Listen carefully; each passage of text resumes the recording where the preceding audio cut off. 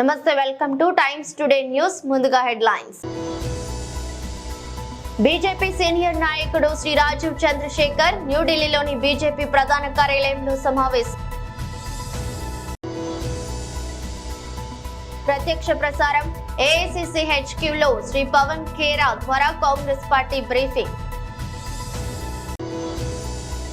వరదను అంచనా వేయడంలో వరద సహాయక చర్యల విషయంలో ప్రభుత్వం పూర్తిగా విఫలమైంది జగదీష్ రెడ్డి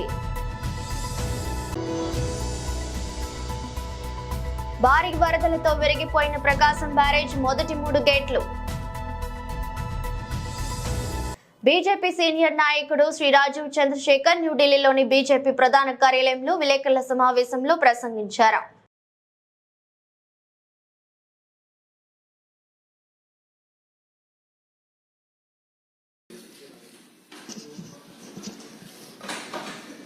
मित्रों नमस्कार। अपने बीच भारतीय जनता पार्टी के वरिष्ठ नेता पूर्व केंद्रीय मंत्री माननीय राजीव चंद्रशेखर जी आपको संबोधित करेंगे।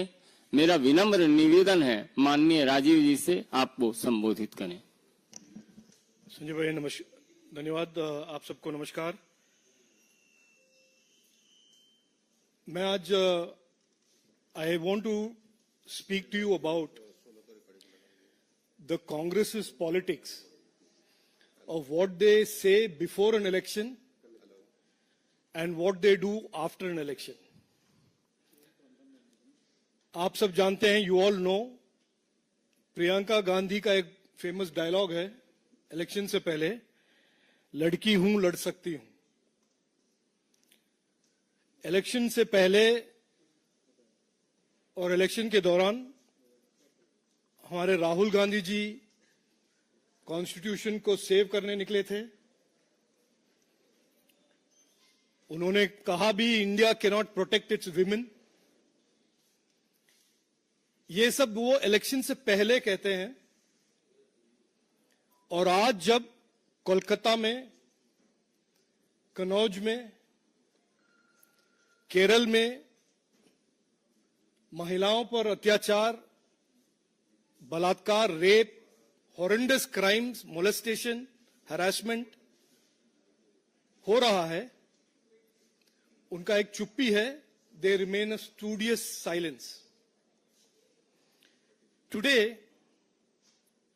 And most of you are aware, Kerala recently, after 5 years of backfooting and backpedaling, the left government has been forced to release the Hema Committee report, which has spotlighted the extensive exploitation and harassment of women in the film industry under successive governments in Kerala, both the Congress and the left. And I draw your attention today, given these unfortunate happenings, to a lady, senior lady leader of the Congress in Kerala called Simi Rosebell, who has alleged that there is exploitation in the Congress. And when she points out that there is a casting couch in the Kerala Congress, she is summarily dismissed from the party. And she said today, and I quote, "In this party, that is in the Congress party, there is no place for upright people." That is what she said. Any other place in India, if a woman in the workplace raises an issue of sexual harassment, it is the bounden duty of the organization under the law to constitute a committee, a Visakha committee, to investigate the accusations of harassment. That is the minimum justice that is due to any woman, any Indian woman whose right to work in a dignified manner is enshrined in the Constitution under Article 21. But no, the Congress party does not believe in that. The Congress party, when a leader of the Congress party, a woman leader of the Congress party alleges harassment, alleges exploitation, they do not investigate it. They silence her and remove her from the party. This is the same Congress party where Priyanka Gandhi would say before an election ladki hoon, lad sakti hoon. This is the same Congress party where Rahul Gandhi will go to Jammu and Kashmir and say on January 30th of this year that women have talked about rape and harassment. But when it comes to his own party, the Congress in Kerala, which has a huge, long list, dubious record of harassment complaints that are on record from various members of the Congress, women members of the Congress, he does nothing. Instead, he tries to silence them. There is much more to be said on this, but I wanted to draw your attention to this double standard, this hypocrisy, this saying one thing before elections and doing exactly the opposite after the election. This is the truth. This is the truth about the Congress, and the people of India deserve to know it. The people of Kerala should know that the India Alliance partners, whether it is the CPM or the Congress, both of them have a track record of not protecting women, not upholding the dignity of women in their workplaces, and instead supporting those who exploit and harass them. Thank you. Any question? Mohit Bhatt, Times Now. Question that you have raised, and then Simi came out and she spoke about it. She's been shunted out, and as you rightly said, there has not been a comment coming in from Rahul Gandhi and Priyanka Gandhi Vadra. And when it comes to the other India Alliance parties too, they have not said anything on this particular issue. As soon as she raised her voice, as soon as she talked about the casting couch in Congress, from Mollywood to has come to Congress party, she has been shunted out, and the other India Alliance partners are completely silent on this. No, there is a pattern here, and I don't need to tell you this. You know it. You are all very wise people. When the horrible incident happened, the rape and the attempted cover-up in Kolkata happened, the Congress party was silent. When the rape in Kannauj happened, the Congress party is silent. When the CPM, the Hema committee report came out, initially the Congress was silent, then belatedly when they saw the outrage of the people, they joined in. When this lady, Simi Rosabelle, raises an issue, the same two leaders who otherwise wax eloquent about ladki hoon, lad sakti hoon, they maintain a silence. Not only do they maintain a silence, they dismiss her without even going into the basic justice of investigating her complaint. And if it was any other organization today, I would argue respectfully with you that you would all not leave that organization alone. If any organization where a woman came and complained of sexual harassment did not investigate that complaint and simply terminated that lady, you would not leave that organization alone.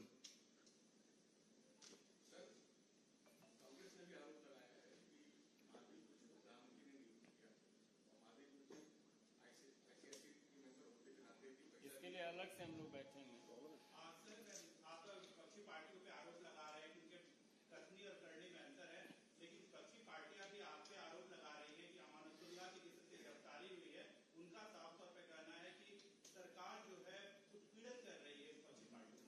देखिए, मैं आप ये issue पहले भी मुझसे ప్రత్యక్ష ప్రసారంలో AICC హెచ్క్యూలో Shri Pawan కేరా ద్వారా కాంగ్రెస్ పార్టీ బ్రీఫింగ్ చేశారు.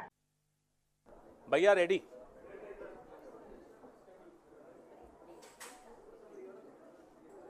रचना बोली वी कैन स्टार्ट. नमस्कार साथियों,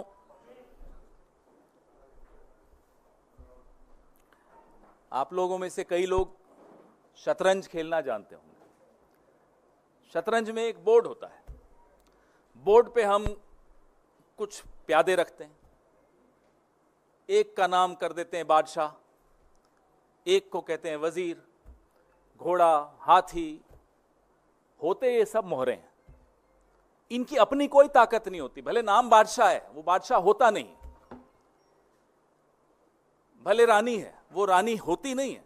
अगर रानी खुद तय कर ले कि मुझे मूव करना है, वो नहीं कर पाएगी. एक शतरंज का खेल चल रहा है इस देश में. अभी हम लगातार पिछले कई सालों से अलग अलग मोहरों की बात कर रहे हैं. खिलाड़ी कौन है, वहां तक अभी हम निर्णायक रूप से पहुंचे नहीं हैं. we have not been able to decisively arrive at who is playing this chess. On the chessboard are different pawns, अलग अलग प्यादे हैं, अलग अलग मोहरे हैं. उनमें से एक मोहरे के विषय में आज हम आपके सामने आए हैं. सेबी की चेयरपर्सन माधवी पुरी बुच, ये 5 अप्रैल 2017 से 4 अक्टूबर 2021 तक, नेक्स्ट स्लाइड, आप जैसा देख पा रहे हैं, ये मेंबर थी, whole time member of SEBI. और उसके बाद ये चेयरपर्सन बनी सेबी की 2 मार्च 2022 को. The dates are right there in front of you. The dates on which she was whole-time member and the date on which she was appointed chairperson of SEBI. Very important dates. और SEBI एक regulator है. SEBI का role, जो उसकी भूमिका है, वो middle class, हम सब जो पैसा लगाते हैं मार्केट में, उस मार्केट को रेगुलेट करने की भूमिका SEBI की है. बहुत महत्वपूर्ण भूमिका है. और सेबी की चेयरपर्सन को कौन अपॉइंट करता है? सेबी की चेयरपर्सन को ये 2 महानुभाव आपके सामने हैं. अपॉइंटमेंट्स कमिटी ऑफ कैबिनेट, प्रधानमंत्री और हमारे देश के गृह मंत्री श्री अमित शाह. ये सेबी की चेयरपर्सन को अपॉइंट करने की जो एसीसी है, ये उसमें ये 2 सदस्य हैं. मतलब यही लोग अपॉइंट करते हैं. अभी तक हम लोगों ने, भले वो हिंडनबर्ग रिपोर्ट हो या और कई कॉन्फ्लिक्ट ऑफ इंटरेस्ट जो सेबी की जो भूमिका सेबी की चेयरपर्सन की रही है, उस पर हमने कई बार चर्चा की. जो सर्वोच्च न्यायालय द्वारा मॉनिटर्ड इंक्वायरी थी, इन्वेस्टिगेशन थी, हिंडनबर्ग रिपोर्ट पर, अडानी की कहानी पर, उस पर भी हमने चर्चा की. लेकिन इससे ऊपर, इससे कहीं हटकर, इससे कहीं भयानक भूमिका सेबी की चेयरपर्सन की मैं आपको बताना चाहूंगा. सबसे पहले मैं अपने साथियों को बोलूंगा, अगली स्लाइड पर आएं. यह पहली इरेगुलरिटी, यह पहला गैर कानूनी काम. आप सब तनख्वाह लेते हैं, मुझे लगता है एक ही जगह से लेते होंगे.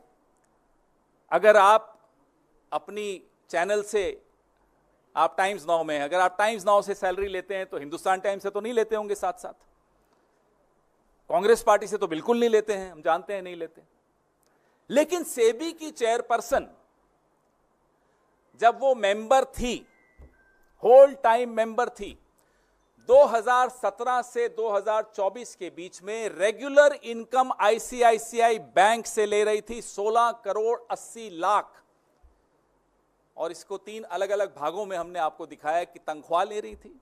आप सेबी की होल टाइम मेंबर हैं, आप आईसीआईसीआई से तनख्वाह क्यों ले रही थी, हम ये जानना चाहते हैं. आईसीआईसीआई प्रूडेंशियल से ले रही थी, तो बैंक से ले रही हैं, प्रूडेंशियल से ले रही हैं. और ईसॉप, आप सब समझते हैं ईसॉप, और ईसॉप पे जो टीडीएस था वो भी आईसीआईसीआई ही दे रहा था. आईसीआईसीआई बैंक एक महत्वपूर्ण बैंक, सेबी की चेयरपर्सन एक महत्वपूर्ण रेगुलेटरी बॉडी की सबसे ऊंचे पद पर बैठी व्यक्ति, अधिकारी, तनख्वाह ले रही हैं एक और जगह से. Next slide. ये सीधे सीधे सेक्शन 54, सेक्शन 54 ऑफ सेबी, जो एम्प्लॉइज सर्विस रेगुलेशन 2001, मैं इसका एनेक्शर आपको दिखाऊंगा, उसका वायलेशन है. सीधे सीधे ऑफिस ऑफ प्रॉफिट का मामला है, सीधा. इसमें अगर किसी में थोड़ी सी भी अगर लिहाज, शर्म, लज्जा कुछ हो, वो इस्तीफा देगा, 1 मिनट नहीं रुकेगा इस एक्सपोजर के बाद. आप मार्केट के रेगुलेटर हैं, आप चेयरपर्सन हैं, आप आईसीआईसीआई बैंक से तनख्वाह ले रही हैं, आईसीआईसीआई प्रूडेंशियल से तनख्वाह ले रही हैं. कैसे ले सकती? 2017 से 24 के बीच होल टाइम मेंबर और उसके बाद चेयरपर्सन की हैसियत से आईसीआईसीआई प्रूडेंशियल से इन्होंने 22,41 लाख रुपए लिए, 22,41,000 रुपए लिए. वो क्यों लिए? क्या सेवाएं इन्होंने आईसीआईसीआई को दी, ये भी सवाल बड़ा जायज़ है। ये टेबल जो आप देख रहे हैं ये भी आपको सरेआम दिखाता है हर साल का इनका जो पैसा आईसीआईसीआई से आया।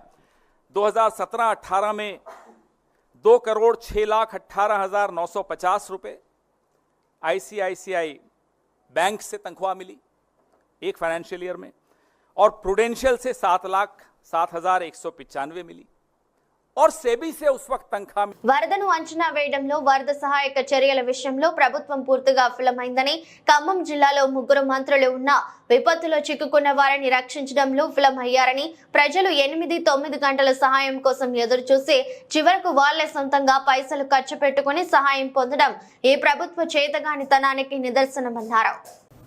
ఎప్పుడు ప్రజలు కోపానికి వస్తున్నారు? పొద్దు నుంచి సాయంత్రం వరకు ఎదురు చూస్తే ఒక మంత్రి దిక్కులేడు, ఒక అధికారి దిక్కులేడు. అసలు ముఖ్యమంత్రి అనే ఆయన నిన్న ఉదయం నుంచి సాయంత్రం వరకు ఏం చేసిండు అనే దానికి ఇప్పటివరకు ఏం లేదు. 8 గంటలు ఎదురు చూసిండ్రు వాళ్ళు. ప్రకృతి కూడా అవకాశం ఇచ్చింది. నిజమే, పడుకున్న వాళ్ళు నిద్రలో పోయినారు, అకస్మాత్తుగా వరదలు వచ్చి ఇల్లు కొట్టుకపోయినాయి, ప్రజలు కొట్టుకపోయినారు అంటే దాన్ని మనం ప్రభుత్వాలు నిందించే ఉపయోగం లేదు. నిందించకూడదు కూడా ఎవరం కూడా.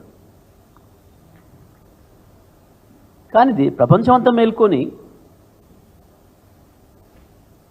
9 గంటలు ఎదురు చూస్తుంటే కూడా వాళ్ళంతలో వాళ్ళు రెస్క్యూ ఆపరేషన్స్ చేసుకొని వాళ్ళంతలో వాళ్ళు డబ్బులు ఇస్తామని చెప్పి గజ ఈతగాళ్ళను పిలిపించుకొని వరదల నుంచి వెళ్ళి బయటకు వస్తే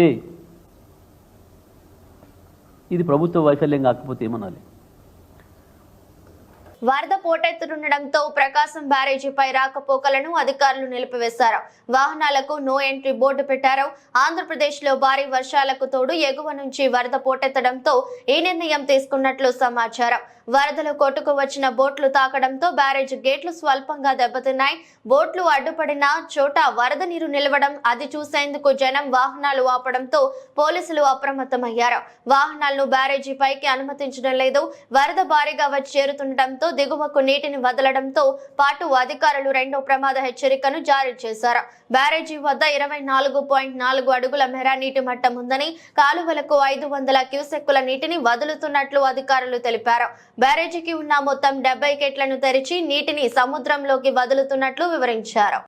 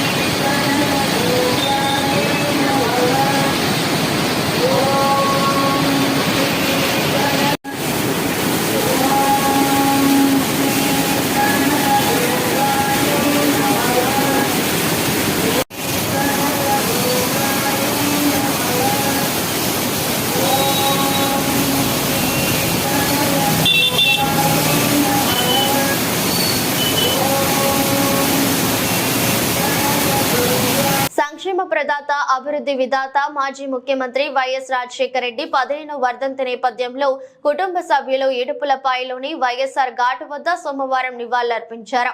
వైఎస్ఆర్ సతీమణి విజయమ్మ, తనయుడు వైఎస్ జగన్మోహన్ రెడ్డి, వైఎస్ భారతి, ఇతర కుటుంబ సభ్యులు, వైఎస్ఆర్సీపీ నేతలు ప్రత్యేక ప్రార్థనల్లో పాల్గొని మహానేతను స్మరించుకున్నారు. ఈ ప్రార్థన కార్యక్రమంలో ఎంపీలు వైఎస్ అవినాష్ రెడ్డి, గురుమూర్తి, జిల్లా పార్టీ అధ్యక్షుడు రవీంద్రనాథ్ రెడ్డి, ఎమ్మెల్యేలు అమర్నాథ్ రెడ్డి, దాసరి సుధా, మాజీ డిప్యూటీ సీఎం అంజాద్ బాషా తదితరులు ఉన్నారు.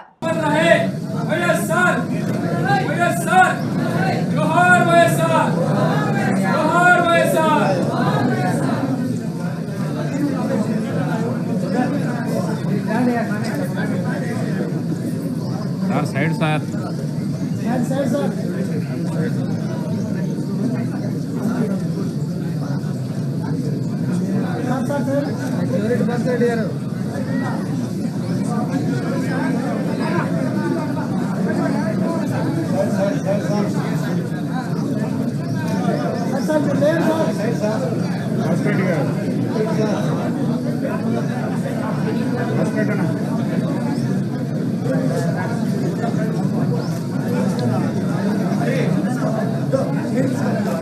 रवेना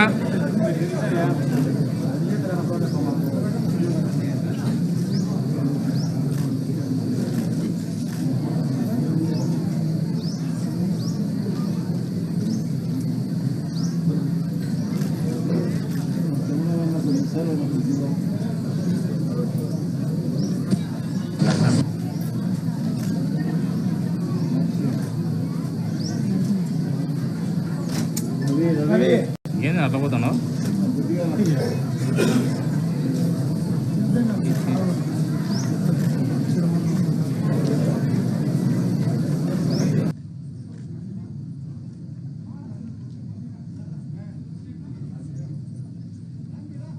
దయచేసి కూర్చున్నాం, నిశ్శబ్దంగా ఉన్నాం. మరొక కీర్తన పాడుకుని ప్రభుని కనపడదాం. సమానులెవరు ప్రభు 324వ పాట, సాంగ్ నెంబర్ 324, సమానులెవరు ప్రభు.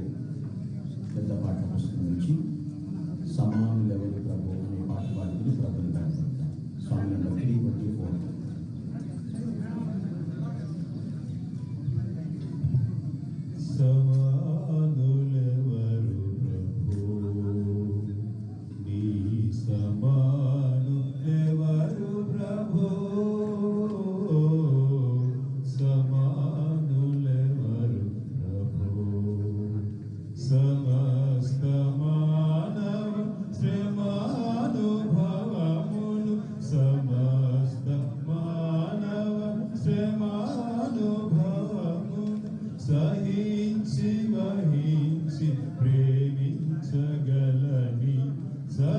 తెలంగాణకు భారీ వర్షాల నుంచి ఊరట లభించింది. రేపటి నుంచి తేలికపాటి నుంచి మెస్తారు వర్షాలు మాత్రమే కురిసే అవకాశం ఉందని హైదరాబాద్ వాతావరణ కేంద్రం తెలిపింది. ఈ రోజు నుంచి రేపటి వరకు పలు జిల్లాల్లో భారీ వర్షాలు కురిసే అవకాశం ఉందని తెలిపింది. ఆదిలాబాద్, కొమరం భీం, ఆసిఫాబాద్, నిర్మల్, నిజామాబాద్, జగిత్యాల, సంగారెడ్డి, మెదక్, కామారెడ్డి జిల్లాల్లో అక్కడక్కడ భారీ వర్షాలు కురిసే అవకాశం ఉందని తెలిపింది. గాలులు గంటకు 30 నుండి 40 కిలోమీటర్ల వేగంతో ఉరుములు, మెరుపులతో కూడిన వర్షాలు కురిసే అవకాశం ఉందని తెలిపింది. ఇక రేపు ఎల్లుండి పలు జిల్లాల్లో తేలికపాటి నుంచి మోస్తారు వర్షాలు కురిసే అవకాశం ఉందని తెలిపింది. ఆదిలాబాద్, కొమరం భీం, ఆసిఫాబాద్, మంచిర్యాల, నిర్మల్, నిజామాబాద్, జగిత్యాల, రాజన్న, సిరిసిల్ల, కరీంనగర్, పెద్దపల్లి, జయశంకర్, భూపాలపల్లి, ములుగు, భద్రాద్రి కొత్తగూడెం, ఖమ్మం, నల్గొండ, సూర్యాపేట తదితర జిల్లాల్లో మోస్తారు వర్షాలు కురిసే అవకాశం ఉంది. తెలంగాణ అసెంబ్లీ స్పీకర్ గడ్డం ప్రసాద్ కుమార్ మాట్లాడుతూ భారీ వర్షాలకు తెలంగాణ రాష్ట్ర ప్రజలందరూ అప్రమత్తంగా ఉండాలి. వరద ప్రాంతాలలో తక్షణమే సహాయక చర్యలను చేయాలని తెలంగాణ ముఖ్యమంత్రి రేవంత్ రెడ్డి ఆదేశించారు. అత్యవసరమైతే తప్ప ప్రజలు బయటికి రావద్దు. లోతట్టు ప్రాంతాలు ప్రజలు అప్రమత్తంగా ఉండాలని సూచించారు. మీకు ఏ అవసరం వచ్చినా అధికారులకు ఫోన్ ద్వారా సమాచారం ఇవ్వాలన్నారు. మంత్రులు, ఎంపీలు, ఎమ్మెల్యేలకు సహాయక చర్యలలో పాల్గొనాలని ఆదేశించారు. తెలంగాణ సీఎం రేవంత్ రెడ్డి, మీరు ఇలాంటి భయభ్రాంతులకు గురి కాకండి, మీ వెంట మేమున్నామని తెలంగాణ అసెంబ్లీ స్పీకర్ గడ్డం ప్రసాద్ కుమార్ తెలియజేశారు. తెలంగాణ రాష్ట్ర ప్రజలకు అందరికీ నా యొక్క నమస్కారాలు. 2 రోజుల నుంచి వర్షాలు చాలా పెద్ద ఎత్తున పడుతున్నాయి.